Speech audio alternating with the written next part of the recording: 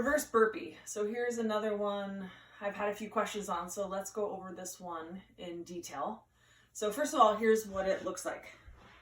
Just a quick reminder.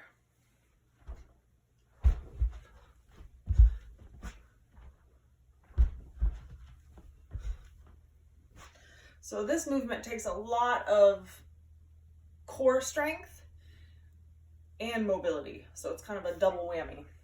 So let's break it down. So the first part of it is the rock back.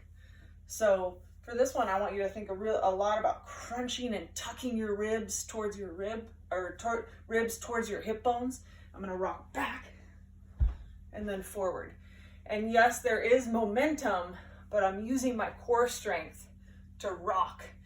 And you get more momentum the more you kind of fling your feet back, right? So I'm gonna fling my feet back and then use my core and that momentum at the same time.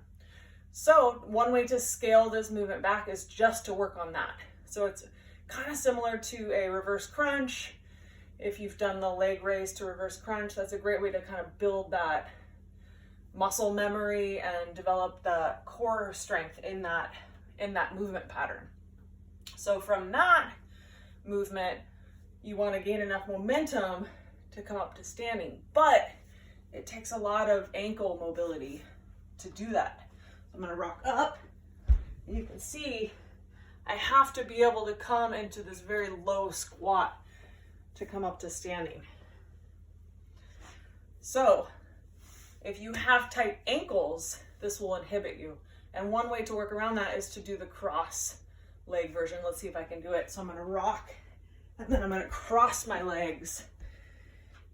And that makes it a little bit easier for those with tight ankles. This version is a little harder for me personally, but it can be a workaround.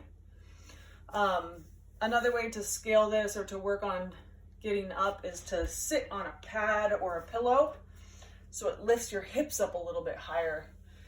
But like I said, I think the most important thing is to work on that rock back and build momentum, and then work on ankle flexibility. So sitting in those low squats, right? Getting your ankles to be able to sit in those positions is really key. Oftentimes with this movement, the more sets you do, the better you get at it, right? Because you're going to warm up those muscles and ligaments. And so sometimes it sucks at the first set, but then it gets better as you go and you get nice and warm. So hopefully that helps.